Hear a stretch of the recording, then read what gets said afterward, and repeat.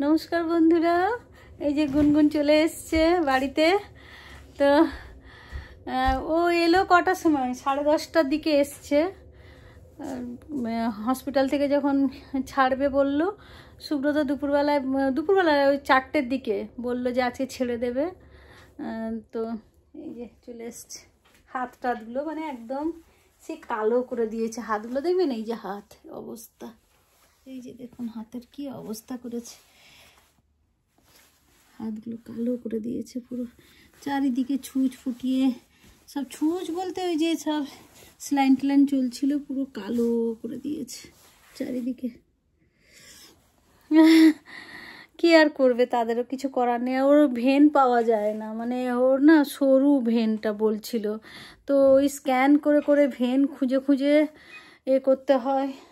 প্রত্যেকবারে যখন ছুঁচ ফোটায়, মানে ওই সেলাইনের যে চ্যানেলটা করবে, তো ওটার প্রত্যেকবারেই ওকে ওই স্ক্যান করে ভেন খুঁজে, তারপরে 1 ঘন্টা লাগে খুঁজে, তারপরে বের করতে হয়।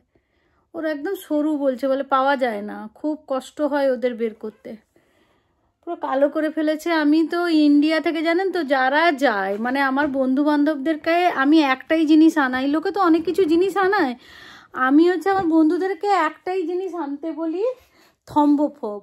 মানে ওর হচ্ছে এই মানে এই যে কালো হয়ে যায়, তো ডাক্তারকে আমি ও যখন ছোট ছিল একদম, যখন আমরা আসি 2013-র কথা বলছি, আমি বলে কী নিয়ে যাব না, হাতের কাছে সবসময় থম্বফোবটা রাখবে, যদি পড়ে টড়ে যায় আঘাত পায় তখন সঙ্গে সঙ্গে কালো দাগ যে হয়ে যায় না, বলে থম্বফোব লাগিয়ে দিতে। তো সেই থেকে আগে তো ওই জন্য নিয়ে আসতাম, সঙ্গে সঙ্গে রাখতাম, কিন্তু এখন এই হসপিটাল যাওয়া মানে হাত কালো করে আসে। হাত আগের বারে তো যখন হসপিটালে ছিল পায়েও চ্যানেল করেছিল, মানে হাতে পাচ্ছিল না যখন পায়ে চ্যানেল করতে হয়েছিল, তো সেই হাত পা পুরো কালো হয়ে যায়। তো আমি যে যাই ইন্ডিয়াতে তাকে আমি ওই থম্বফোব আনতে বলি, আর কিছু না, ওই থম্বফোবের 2, 3, 4টে যে যখন অনেকে তো যায় এখান থেকে, বছরে 1বার 2বার করে তো লোকে মানে পেয়েই যায়।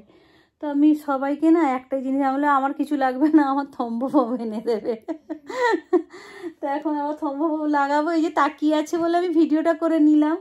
ঘুমিয়ে যাবে কোথায়, এসে সে আমাকে দেখে না পুরো এরকম করে দেখছে আর হাসি, ঘুমোচ্ছে না। মুখটা দেখলে বোঝা যাবে না যে হসপিটাল থেকে এলো। কি বাবা এখানে কি লেগেছে সোনা? এই থুতু ফেলেছে মনে হয়, থুতু এক্ষুনি হেঁচেছিল না, থুতুটা লেগেছে। তো আসলো, আমি স্নান টান করালাম, হসপিটাল থেকে এসছে তো স্নান করালাম, এই বেড কভার টভার সব রেডি করলাম।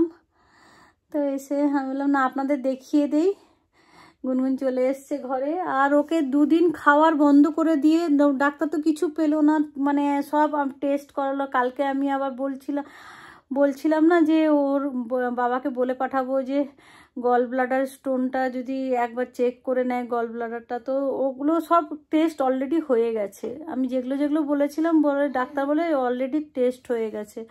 তো এবারে বুঝতে পারছি না, তো ডাক্তার বললো যে আমরা 2 দিন খাবার বন্ধ করে, ও তো আর মুখ দিয়ে খায় না, ওর ইন্টেস্টাইনের খাবারটা যায়, বলে যে 2 দিন খাবার বন্ধ করে ওইটাকে কি হয় যদি কিছু মানে পরিষ্কার করে দিল আর কি, খাবারটা বন্ধ করে দিয়ে জায়গাটাকে পরিষ্কার করে দিল, তো চ্যানেলটাকে পরিষ্কার করলো বললো। তো যাই হোক, ওই 2 দিন খাবার বন্ধ করে বলে কি আবার যদি যন্ত্রণা হয় তখন নিয়ে আসবে, নাহলে এখন তো ঠিক আছে দেখছি সব কিছু। এখন ঠাকুরের দয়া তাকাচ্ছে, খুব তাকানো।